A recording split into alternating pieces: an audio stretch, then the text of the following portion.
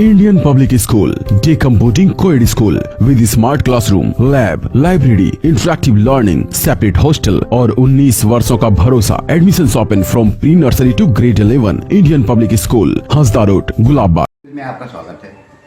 इस वक्त हम बैठे हैं श्रीनगर प्रखंड के हसली कोटी पंचायत में। मुखिया प्रत्याशी सवन आजमी के प्रत्याशी प्रतिनिधि अखलाक आलम साहब से आपको रूबरू करा रहे हैं कि पंचायत में विकास कार्य, भ्रष्टाचार, अराजकता के मुद्दे पर वो क्या सोचते हैं और क्या कहते हैं। यहाँ का जो मुख्य मुद्दा है वो भ्रष्टाचार है, अराजकता है और गरीबी है। भ्रष्टाचार एक ऐसा विष है समाज के लिए जो दिन ब दिन इंसान को गरीबी रेखा से नीचे गिरा दिया। हम जब मुखिया बनेंगे तो सबसे पहले भ्रष्टाचार पर लगाम लगाएंगे, इसलिए कि यहाँ जो जितनी भी योजनाएं आती है पटल पर, वो जब सरकार से आती है तो आते आते 100% से 10% पर आकर रुक जाती है। और जब भ्रष्टाचार पर लगाम होगा तो आने वाला जो योजनाएं हैं, जो उनका लाभ लोगों तक आता है, वह 50% तक आएगा। उससे क्या होगा, गरीबी अपने आप ख़त्म हो जाएगी। यही मेरा मुख्य मुद्दा है। इसी बिंदु पर हम चुनाव लड़ रहे हैं। हमारे प्रत्याशी जो है शबाना आज़मी वो लड़ रही हैं और इस मुद्दे को सबसे पहले भ्रष्टाचार पर लगाम लगेगा। भ्रष्टाचार पर जब लगाम लगेगा तो जितनी भी बीमारी है इस समाज के अंदर, वो दूर हो जाएगी, चाहे वो अराजकता हो या फिर गरीबी हो। अब खास साहब एक चीज़ बताया कि आप तो समिति सदस्य भी रहे हैं जी। वो दौर भी था जब काफ़ी हद तक आपने योजनाओं को जमी फैलाए, लेकिन शिकायतें रही लोगों की कि आप चाहते तो मुखिया जो भी उस वक्त रहे वो योजनाओं को फलीभूत कर सकते थे और लाभों तक पहुंच सकता था। उस वक्त आपने क्या पहल की थी? मैंने बहुत पहल किया, चूँकि योजनाओं का जो लाभ होता है वो पंचायत के मुखिया के अंदर आता है। उनके पास 90% फंड उनको मिलता है। 10% में हम लोग समिति जिस समय थे वो 10% ही हम लोगों को मिलता था और 10% में जो भी काम होता था हम समाज के अंदर किए, हम अपने पंचायत में किए और 90% उस वक्त के जो भी मुखिया रहे होंगे, जो भी हैं, उन लोगों ने किया।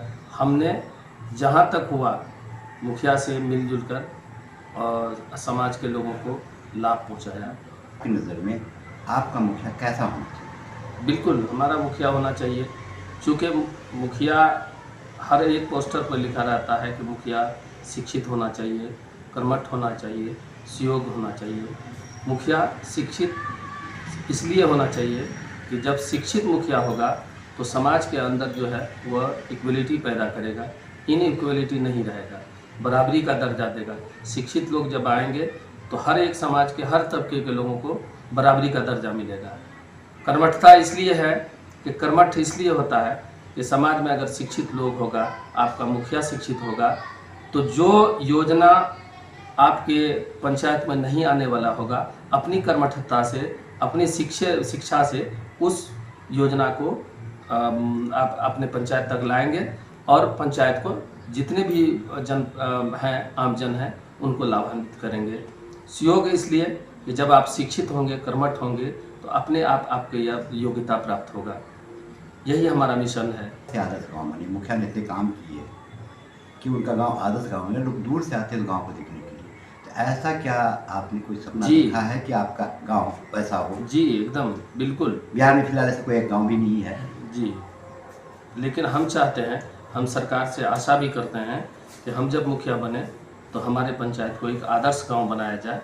चूँकि यहाँ शिक्षा की व्यवस्था भी है, लेकिन बीच में शिक्षा की व्यवस्था ठप हो गई और जब हम मुखिया बनेंगे तो सबसे पहले शिक्षा और स्वास्थ्य पर भी ध्यान देंगे।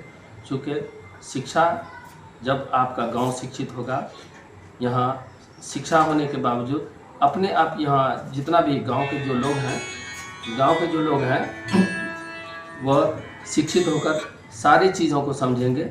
जब शिक्षा होगी तो अपने आप डेवलपमेंट होगा।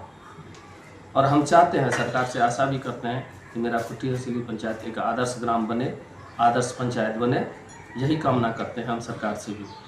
है कि वर्तमान में मुखिया भी होंगे भी होंगे, तो क्या जल योजना परिपूर्ण हुई और या योजनाएं पूरी तरह पूरी हुई है? नहीं, जल नल की जो योजनाएं हैं वो सारा फ्लॉप है, इसलिए कि जल नल का इतना व्यवस्था खराब है कि किसी के घर अगर पाइप है तो नल नहीं है, नल है तो पाइप नहीं है।